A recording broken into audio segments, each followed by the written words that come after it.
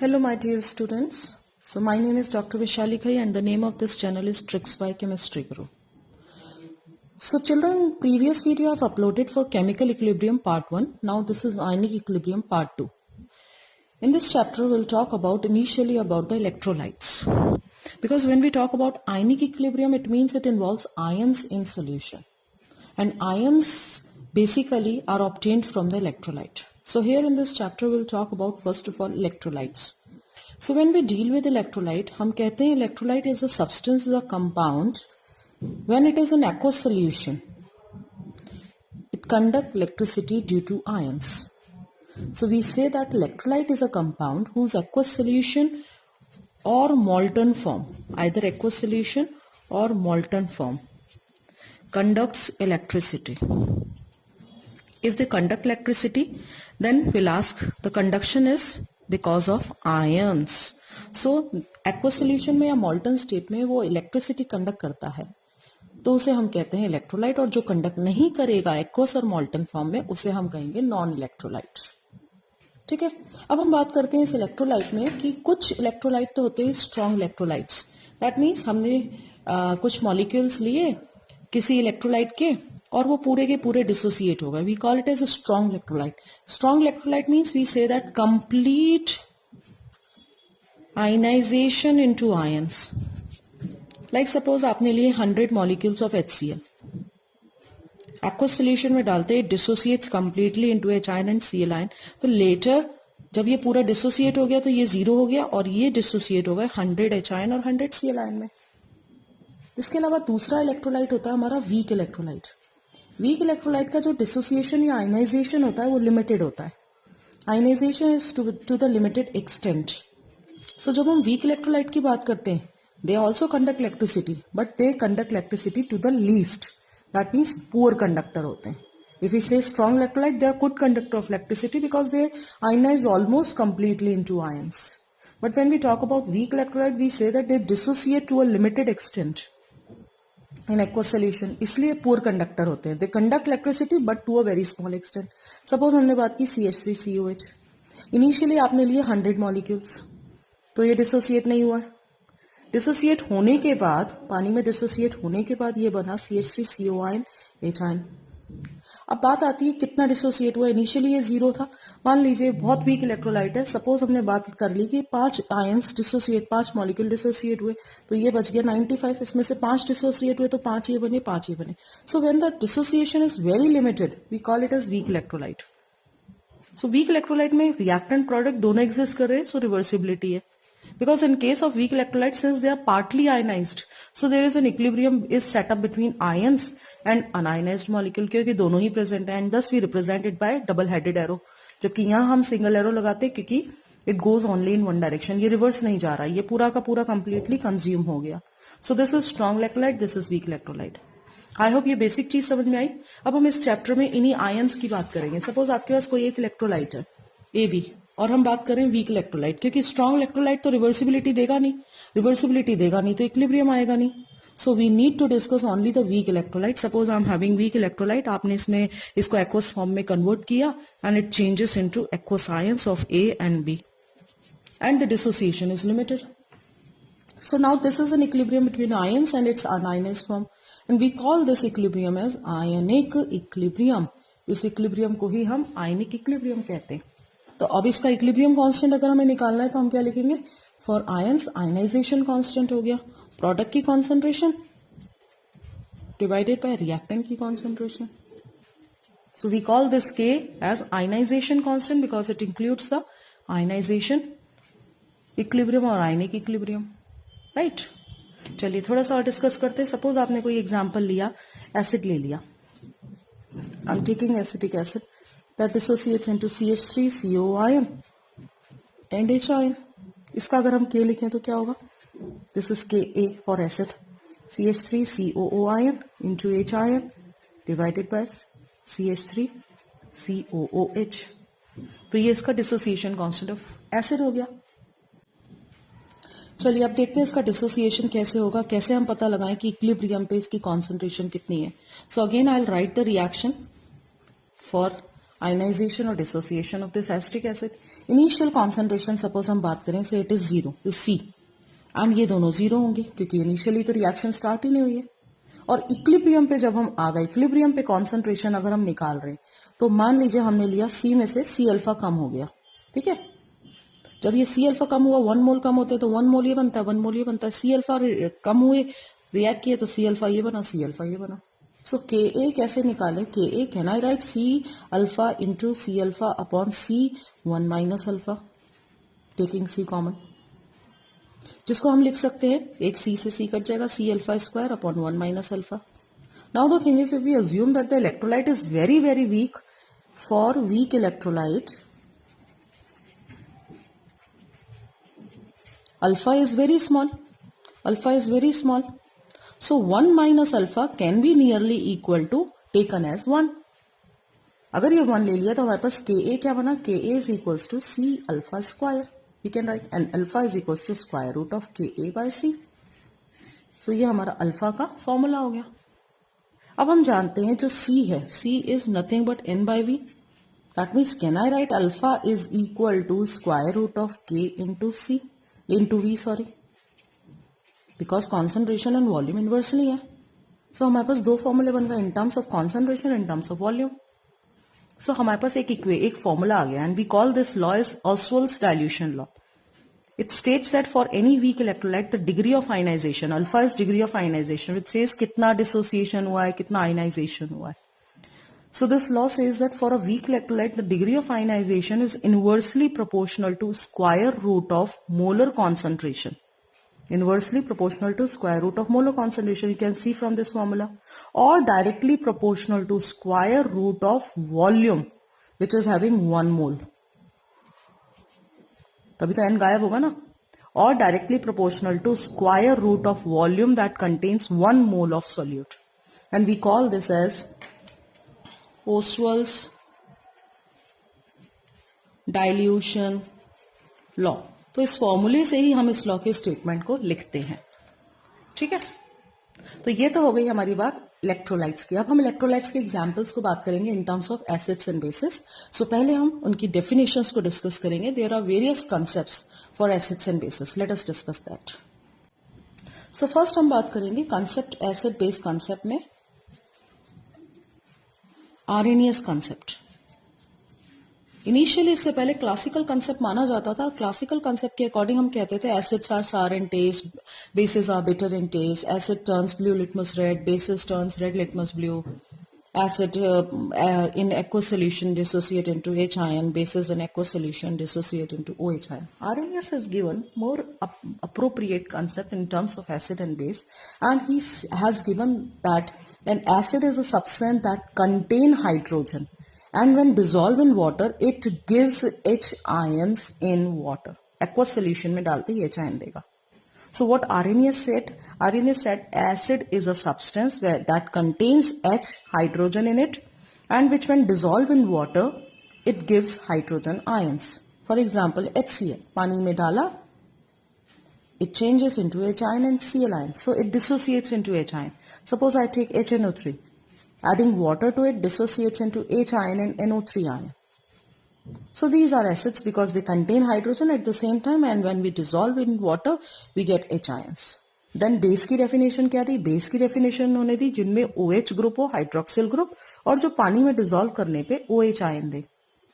So they said, he said that NaOH dissociates into Na ion and OH ion, तो ये base है क्योंकि OH ion दे रहा है. KOH dissociates into K ion and OH ion, तो ये base है. So he has given this concept in terms of acid and base. So basically Arrhenius के अकॉर्डिंग जब एसिड और बेस आपस में रिएक्ट करेंगे तो it's nothing only the H ion and OH ion, they react, they neutralize each other. So he has explained this neutralization reaction also. He said that कि अगर हम एसिड और बेस को आपस में रिएक्ट करते हैं तो ये एक्चुअली H ion और OH ion हैं जो एक दूसरे को न्यूट्रलाइज करके एक अनआयनाइज्ड सॉल्ट के फॉर्म में प्रोडक्ट देते हैं.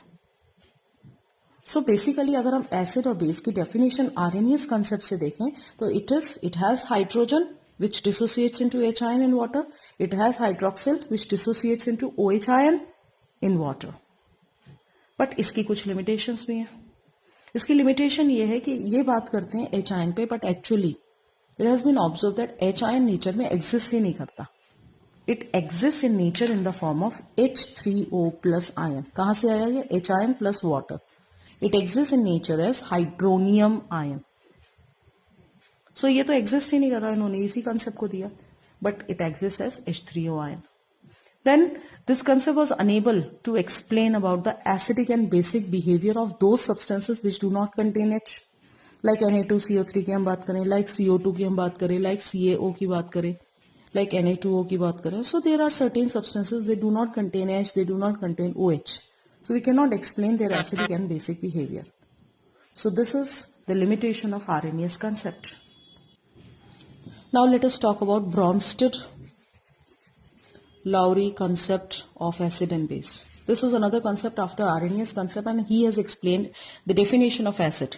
He said that acid is that substance which has tendency to give proton. H ion देने की tendency रखता है. So acid is proton donor and base is a substance which has tendency to accept proton. यानी OH का कोई लेना देना नहीं है. जो proton दे acid, जो proton ले वो base. सो इस रिएक्शन में हम देख रहे हैं NH3 ने प्रोटॉन ले लिया, NH4 बन गया ना, एक एच आयन ले लिया, तो it becomes base, it acts as base, और H2O ने अपना एच आयन दे दिया, एच आयन देके OH आयन बनाया, तो इट एक्ट्स एज एसिड. अब एक बात आती है, आप देखें ऊपर वाली रिएक्शन में water acts as a base and in this reaction water acts as acid. So when the same substance can act as acid in one reaction or base in another reaction, we call that substance is amphoteric in nature. Or we sometimes call it as amphiprotic in nature. So water is amphoteric. Amphoteric means it acts as acid as well as it acts as base in different reaction. So we call it as amphoteric in nature and amphiprotic in nature. So basically हम जो बात करते हैं, जब ये HCl ने अपना H ion दे दिया और Cl ion बनाया, so how this HCl and Cl ion related to each other? So if HCl is acid, then Cl ion is base and we call it as conjugate base of acid. It is conjugate base. Similarly ये base है, तो इसने H ion लेके जो H3O ion बनाया, we call it as conjugate acid of this base. So how a conjugate pair differ from each other? So I can say that a conjugate pair of acid and base differ by a proton only, either the gain or loss of proton. Like अगर आपके पास एक conjugate acid है, you have conjugate acid. It changes into conjugate base by the loss of proton. Or I can say conjugate base when gain one proton changes into conjugate acid. So basically a pair of conjugate acid and base differ by only a proton. So if I ask you what is the conjugate base of this HF? It loses its H ion and it forms H plus and F minus. So conjugate base of HF is F minus. So this is conjugate acid, this is conjugate base and this is proton. So this pair completely differ by a proton and thus we call it as Bronsted acid. अब इसका फायदा क्या है? Brønsted में हम उन सब species को एक्सप्लेन कर सकते हैं जिनमें OH नहीं था, फिर भी बेस है, जैसे NH3 बेस है, इसमें OH नहीं है, आरएनएस से नहीं कर सकते थे. Bronsted can explain the basic behavior of all those substances which exist in ionic form also. That means RNAs were limited to molecules only. Bronsted molecule और ionic दोनों species को explain कर सकता है. ब्रॉन्स्टेड उन सब सब्सटेंसेस को explain कर सकता है, उनके बेसिक सब्सटेंसेस को जिनमें OH नहीं है, जैसे NH3, जैसे Na2CO3, उनको भी एक्सप्लेन कर सकता है. ठीक है. अब हम बात करेंगे limitations of Bronsted acid and base. So पहली लिमिटेशन आ जाती है कि ये कुछ ऐसे एसिड्स जिनमें H नहीं है उनके नेचर को एक्सप्लेन नहीं कर सकता. कुछ ऐसे बेस जिनमें H एक्सेप्ट नहीं कर पा रहे उनके नेचर को एक्सप्लेन नहीं कर सकता. It can not explain the nature of such oxides. It can not explain the nature of compounds like BF3, compounds like AlCl3 which are actually electron deficient, act as acid, but actually the behavior of this acid cannot be explained by this Bronsted. So these are limitations. अब बात आती है limitations को overcome किया तो हमारे पास एक नया कंसेप्ट आया, Lewis concept. So that was Lewis concept. सो लुईस कॉन्सेप्ट के अकॉर्डिंग हम देखते हैं एसिड एक ऐसा सब्सटेंस है जो इलेक्ट्रॉन पेयर एक्सेप्ट करता है, one which is an acceptor of electron pair. And base एक ऐसा सब्सटेंस है जो इलेक्ट्रॉन पेयर डोनेट करता है. सो electron pair acceptor is acid and electron pair donor is base. तो यहां हमारे पास H और OH की जरूरत ही नहीं है. यहां पे तो सिर्फ हमें देखना है क्या उसको इलेक्ट्रॉन चाहिए या उसके पास एक्स्ट्रा इलेक्ट्रॉन है. ठीक है, चलिए एक एग्जांपल देखते हैं. मान लीजिए हमारे पास एक रिएक्शन है BF3 एंड NH3 के. हम जानते हैं NH3 में एक extra lone pair of electron होता है. साथ साथ हम ये भी जानते हैं BF3 में सिर्फ 6 इलेक्ट्रॉन्स होते हैं, तो ये इनकम्प्लीट ऑक्टेट है. अब इनकम्प्लीट ऑक्टेट है, इसके पास एक्स्ट्रा इलेक्ट्रॉन है, तो क्या होता है, there is a reaction, one sided sharing between this nitrogen and boron results in the formation of coordinate bond. Hybridisation इसका जो sp2 था, यहां sp3 था, ये sp2 चेंज होके यहां पे sp3 आ गया. And it accepts one electron pair from nitrogen. Since mutual sharing नहीं है, वन साइडेड शेयरिंग है, तो ये जो बॉन्ड बनता है कौन सा बॉन्ड होता है, डेटिव बॉन्ड और कोऑर्डिनेट बॉन्ड. तो यहाँ पे एसिड बेस रिएक्शन के थ्रू हम एक्सप्लेन कर सकते हैं कौन एसिड है कौन बेस है. ठीक है. Similarly we can write the reaction between NH3 which has lone pair and H ion which is electron deficient. So here it takes electron, accept किया इसने, तो ये एसिड है. इसने डोनेट किया, ये बेस है. Electron pair acceptor is acid, electron pair donor is base. यहां पे इलेक्ट्रॉन पेयर डोनेट कर रहा है क्योंकि इसके पास एक्स्ट्रा लोन पेयर है, तो ये लुईस बेस है. और ये एक्सेप्ट कर रहा है, इसलिए लुईस एसिड है. रिएक्शन क्या हो रही है, N और H के बीच में कोऑर्डिनेट बॉन्ड बन रहा है. N will be having NH4+, sp3 hybridization. So this is a dative bond formed from Lewis base to Lewis acid. Lewis base acts as donor, Lewis acid acts as acceptor. ठीक है. Let us discuss some examples of these Lewis acids and then we'll talk about the limitations also. Yes, Lewis के भी limitations हैं. तो Lewis acid के कुछ examples. Lewis acid में हम वो सारे examples बात करेंगे जो केटायन हो सकते हैं, मेटल केटायंस जनरली, जिनका इनकम्प्लीट ऑक्टेट हो. तभी तो वो इलेक्ट्रॉन पेयर एक्सेप्ट कर पाएंगे. अगर इलेक्ट्रॉन बहुत सारे होंगे तो इलेक्ट्रॉन पेयर एक्सेप्ट नहीं कर पाएंगे.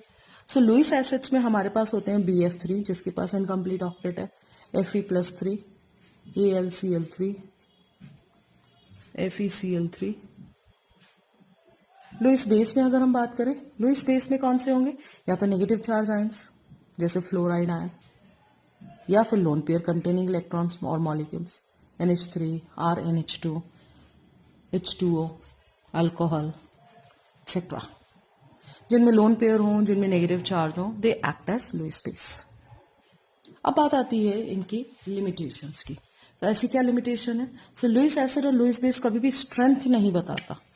स्ट्रेंथ हमें नहीं पता चल पाती है कि कौन सा ज्यादा स्ट्रांग है कौन सा वीक है. अब आप पूछेंगे आरएनएस और ब्रॉन्स्टेड बता देते हैं क्या, जी हाँ, आरएनएस और ब्रॉन्स्टेड बता देते हैं. हमने पढ़ा था आयनाइजेशन, उससे हमें पता चल जाता है कि जितना ज्यादा आयनाइजेशन होगा, जितना ज्यादा आयनाइजेशन कांस्टेंट होगा, उतना ही स्ट्रांग एसिड होगा. जैसे अभी हमने पढ़ा था आरएनएस कंसेप्ट में, अगर हम डिसोसिएशन की बात करें, हमारे पास formula alpha is equal to square root of K/C. अगर हम दो एसिड्स के ले रहे हैं, so this becomes alpha and K1. Let us take the concentration constant. So alpha 2 क्या हो गया, square root of K2/C. Concentration constant है, तो can I write alpha 1 upon alpha 2 is equals to square root of K1 upon K2.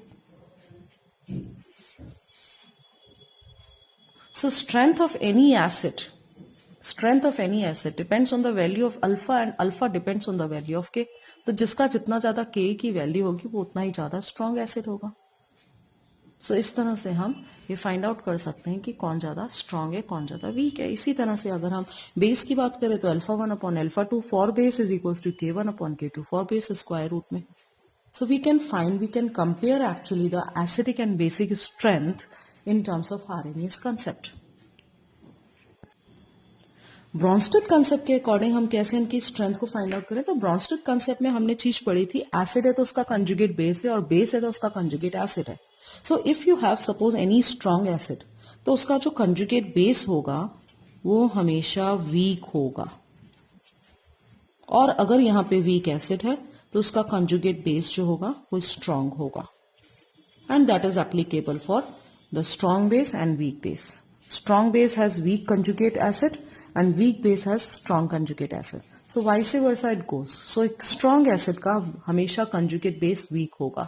So this way we can easily compare the acidic basic strength for in terms of Arrhenius concept and in terms of Bronsted concept. But Lewis concept के according हम explain नहीं कर पाते हैं.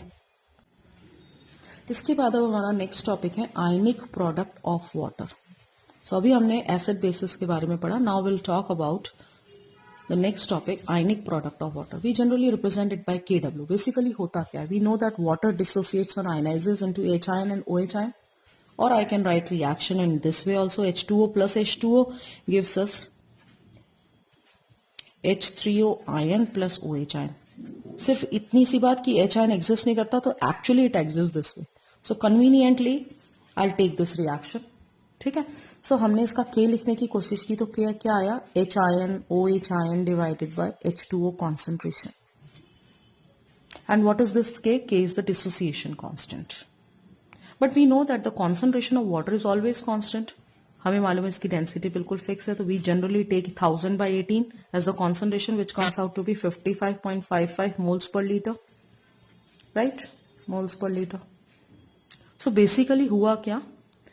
Since the concentration of this water is constant, so a constant multiplied by another constant is a new constant. Let me write it as W for water, and it is equal to H ion concentration multiplied by OH ion concentration. And here it comes the formula for the ionic product of water, KW. So what is KW? KW is defined as the product of molar concentration of H ion and OH ion. That's it. अगर H ion H3O ion में exist करेगा तो हम H3 ion OH ion लिखेंगे, तो भी वही बात होगी. सो बेसिकली KW क्या है? KW is the multiplication of the molar concentration of H ion and OH ion. अब बात आती है इसकी वैल्यू की. तो इसकी वैल्यू अगर हम KW की बात करें 25 डिग्री सेल्सियस पे इसकी वैल्यू फिक्स होती है, दैट इज 10⁻⁻14.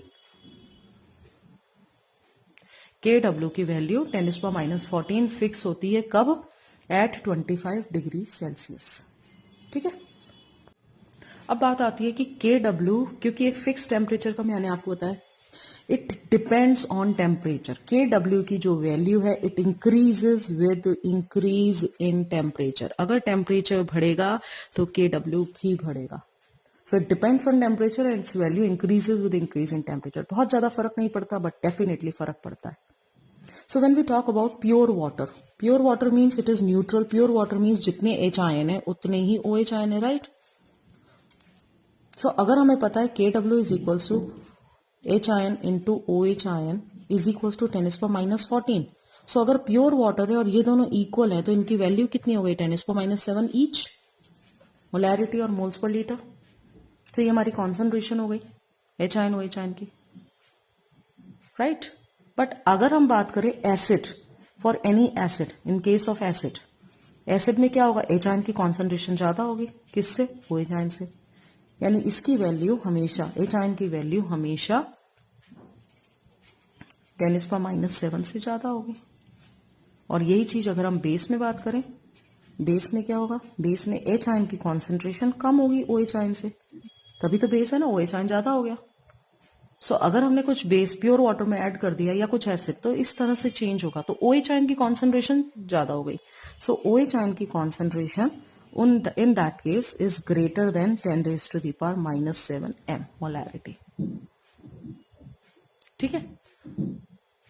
सो बेसिकली अगर हम H ion और OH ion को एक दूसरे से कोरिलेट करें, can I write H ion is equals to KW और 10⁻⁻14 अपॉन OH ion. सिंपल, समझ में आ जाएगा, बहुत सिंपल चीज है.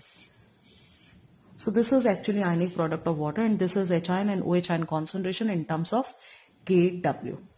So एसिड बढ़ाएंगे तो H ion बढ़ेगा. H ion बढ़ेगा मीन्स इसकी कॉन्सेंट्रेशन से ज्यादा है, 10⁻⁷ से ज्यादा है, तभी तो H ion कॉन्सेंट्रेशन ज्यादा है. बेस ऐड करेंगे प्योर वाटर में तो OH ion बढ़ जाएगा. OH ion बढ़ जाएगा तो उसकी कॉन्सेंट्रेशन बढ़ जाएगी. So if we know one thing out of these two, H ion और OH ion, तो we can find the other one. ठीक है. अब यहां से हम आगे मूव करते हैं pH पे. Late us talk about pH. pH के लिए सेपरेट मैं न्यूमेरिकल्स भी ऐड कर दूंगी इसमें. दो न्यूमेरिकल्स pH के ऑलरेडी मैं वीडियो बना चुकी हूँ, आप उसमें देख सकते हैं, pH based numericals. So what is pH? थोड़ा बहुत आप लोगों ने 10th में पढ़ा हुआ है। पीएच बेसिकली एक स्केल है जो हमें एच आयन कॉन्सेंट्रेशन के बारे में बताता है। It tells us about H ion concentration. क्या रिलेशन है? So I can write pH is equals to minus of log H ion concentration, और I can write plus of log 1 upon H ion concentration. एक ही बात है।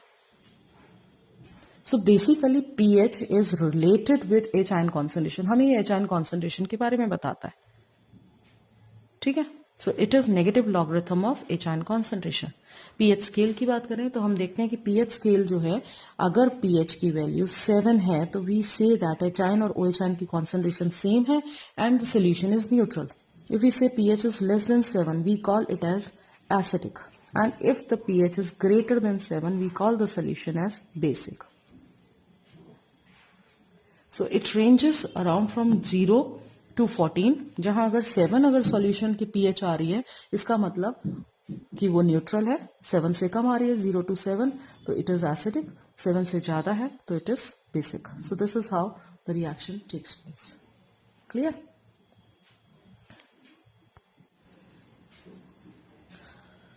Now let us talk about the relation between pH and POH. So when we talk about pH and POH, पहले तो हमें ये मालूम है कि H ion multiply by OH ion is equals to KW, और KW क्या है? 10⁻⁻14।